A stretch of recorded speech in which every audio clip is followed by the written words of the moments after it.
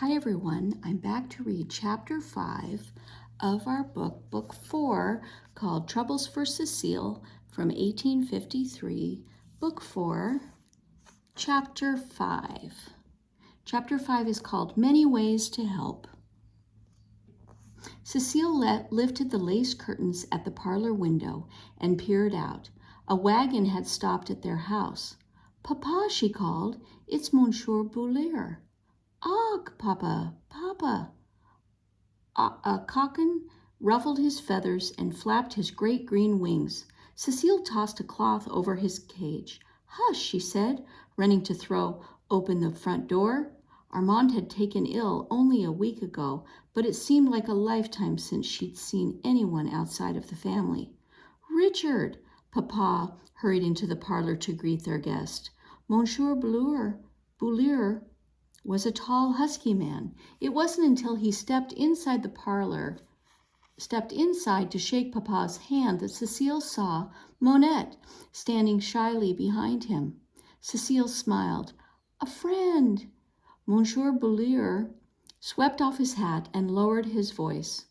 "We are so sorry to hear about Armand. How is he?" His brows wrinkled in concern. "The fever is still in him. He's very, very weak." "Oh, we hope that for the best," Papa answered.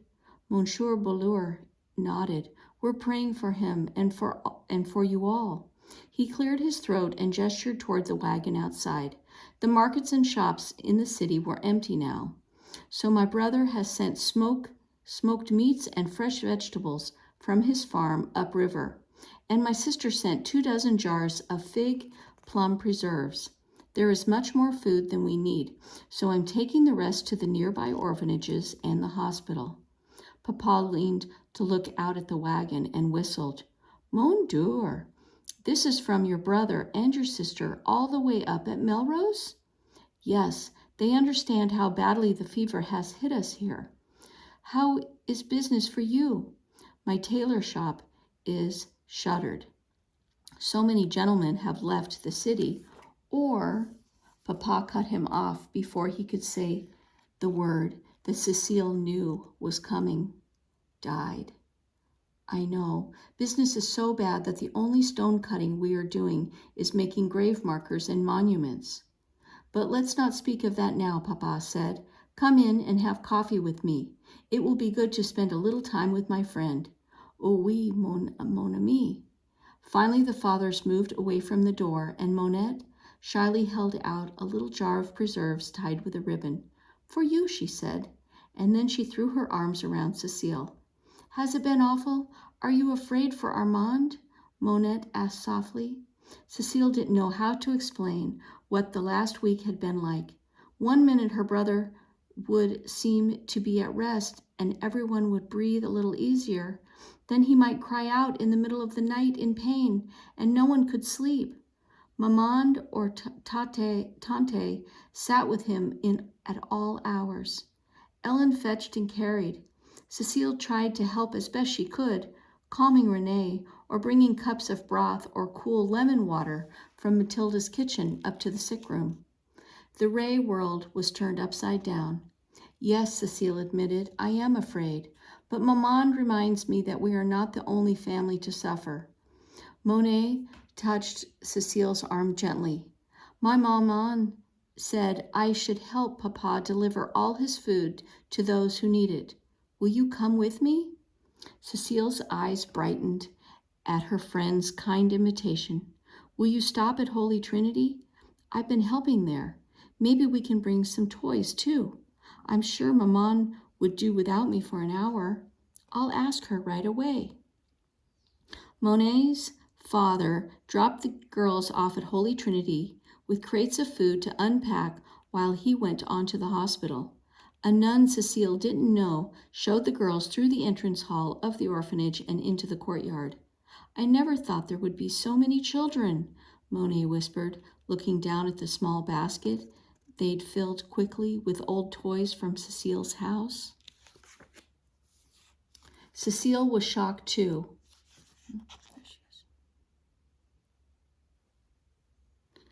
"Mon Dieu," she murmured. It was only last week, and there were half so many children. She gazed around the yard as the nun hurried away. She looked to see if Marie Grace was here somewhere, helping. All she saw were other nuns comforting crying babies and helping toddlers totter across the walks. Some 3- and 4-year-olds were chasing a hoop around the yard, happy as larks, but sitting on the low garden wall were other little boys and girls who looked dazed and afraid. Right away a lump rose in Cecile's throat. They must have lost their parents to the fever, she said softly. Monet took a deep breath. Let's play with the little ones, Cecile suggested. She took Monet's hand and led her to the 2 little girls with blonde curls who were clinging to each other. Cecile smiled and clapped her hands. Patty cake, baker's man. And when she came to the second verse, one of the little girls uncorked her thumb from her mouth and grinned. Roll it, she said, making a rolling motion with her arms just as Cecile was doing. Yes, Cecile cried. Now put it in a pan. The girls laughed, and their loud shouts of patty cake, baker's man drew a crowd. Even one of the other girls came over. She didn't join in, but she began to smile. Cecile thought of Armand and the night she'd helped him with giving him music. She would do her best to comfort these children too. In a short while, she was racing around the courtyard to escape being tagged, having as much fun as the other children were. A giggling girl pulled at Cecile's sash, and Cecile ended up sprawled on the ground laughing. As she shot up to dust herself off, she heard the voices of singing children floating from the shuttered windows facing the yard. One voice leading the others was clear and beautiful.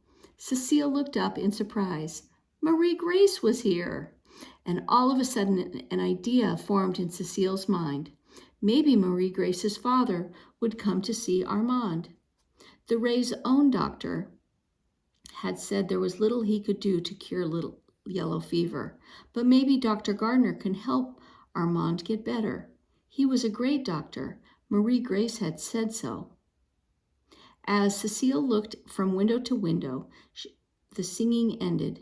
Which room had the song come from? Monet, she called over her shoulders, I'll be right back. She ran toward the French doors that seemed nearest to the sound. She stepped inside, but then looked around in confusion. The whitewashed hall looked different somehow. A young nun peered out from a doorway down the hall. I'm sorry, you can't come this way. These are sick rooms now. S'il vous plaît, Cecile called softly. If you please, there was a singing coming from. Just then Marie Grace came walking down the staircase, tying the ribbons on her bonnet. She stopped short when she saw her friend. Cecile! Marie Grace's eyes were wide with concern. Her words tumbled out. Is everything all right? You haven't been to singing lessons, and you haven't been here. I didn't know. Cecile spoke quickly. It's Armand. He has yellow fever. Please, do you think your papa could come? She stopped as hot tears wet her cheeks. Marie Grace's face went pale. She took Cecile's hand. Oh, Cecile, I'm so sorry. Of course Papa will come. I don't know how soon I'll see him because he has so many patients, but I will give him the message myself, even if I have to stay up all night to wait for him. I'll tell him to hurry. Cecile couldn't answer. She only nodded. Marie Grace gave her friend's hand a squeeze, and she left Cecile standing alone in the sunny hall. Cecile closed her eyes and hoped that Dr. Gardner would be home soon. She wiped a hand across her cheek to dry her tears before anyone else saw them. Cecile still felt unsettled when she got home. Ellen came into the courtyard right after her, carrying a handful of mail. Cecile thought that Ellen's steps weren't so lively today, and she seemed very pale. Still, Ellen managed a kind look. All these notes, Ellen exclaimed, to your mama and papa, from people wishing your brother well, I guess. Cecile walked a few steps beside her. How are you doing, miss? Ellen asked. She tugged at one of Cecile's curls. "This hair is a mess. I'll take a brush to it tomorrow, I promise." Then she added gently, "You know, were it one of my own brothers flat out like that, I'd be crying my eyes out." "How many brothers do you have, Ellen?" Cecile asked, realizing with some shame that she had learned very little about Ellen's family during the months that Ellen had worked for them. She hadn't even thought to ask. 9. 2 are up in Boston working there, and the other 7 are back home in County Mayo. 9 brothers? Cecile was astonished. "Aye, and me the only girl." Ellen's eyes twinkled. "My pa calls me his sweet angel. We had quite a fight, tears and all, when I decided to come to America." She sorted through the letters as she walked and handed Cecile a pink perfumed note with a wink. "But I'm a headstrong girl just like you. I had my way." Ellen turned to take the rest of the mail inside, leaving Cecile smiling. Cecile turned the note over in her hand. Whose writing was it? She ripped the envelope open. "Dearest Cecile," the letter began. "Don't you miss me?" Cecile quickly flipped the single page over to see who had signed it. Agnes Metoyer.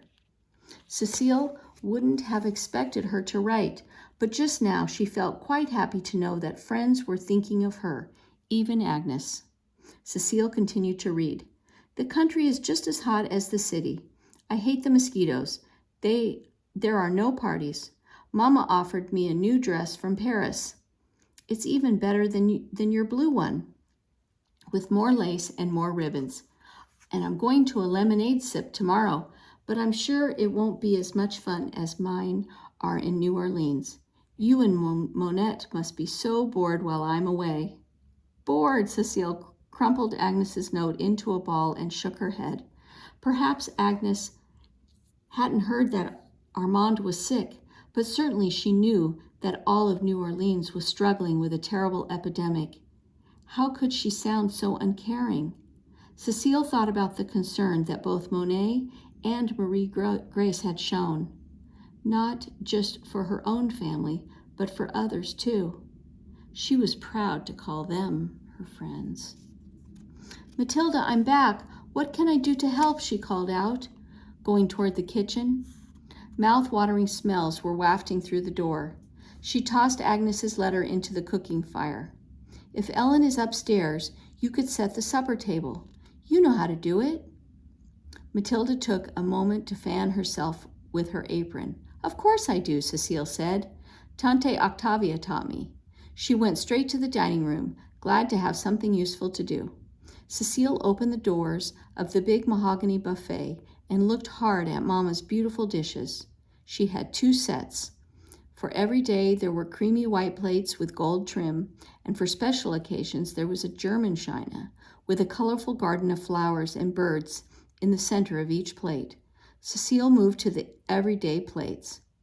"Just 2 at a time," she decided, carefully taking a pair of the heavy plates off the shelf. She placed them on the table and went back. She counted the places: Papa, Maman, Grand Pierre, and Tante Tay. She and Renee would eat with Ellen in the courtyard or upstairs in Cecile's room, because children never sat at table. Armand would have eaten with the grown-ups if... "Cecile," Maman called quietly from the hall. "Yes, Maman?" "2 things, chérie. Come to me." Cecile ran around the table, and Maman hugged her tight. The cotton of Maman's dress smelled faintly of lavender, but also of vinegar from the sick room. Cecile looked up into her mother's eyes. She wanted to ask aloud if there was any changes in her brother, but she couldn't make her lips move. "Armand is sleeping," Maman said. "We have done everything we can for him. Now we pray." Maman cupped Cecile's face in her soft hands and kissed her forehead. Then Mama straightened and jangled something at her waist. She unhooked a small iron key. "Here is the key to the silver drawer," she said, holding it out to Cecile. "The silver drawer? Oh, Maman." Cecile closed her fist around the key and its black ribbon cord. Maman's silver was her most precious wedding present. Not even Ellen was allowed to open or close the drawer. And set a place for yourself at the table, Maman said. We will forget the custom from now on. Cecile looked up with a quiet smile for the special honor that Maman had just given her. Then she scrambled back to the buffet. Besides, Maman added softly, I miss my children. At supper that evening, Grandpierre did his best to cheer everyone up. As Matilda served bowls of spicy oyster stew, he lifted a fat oyster on his spoon and began the funny story they'd heard before. Why, this reminds me of the time my captain put me in charge of his pearl, he said. Cecile glanced at Papa. He would usually start to laugh as soon as Grandpierre started this story. A pearl, moaned Pierre? Papa seemed distracted as he tore off the end of a baguette.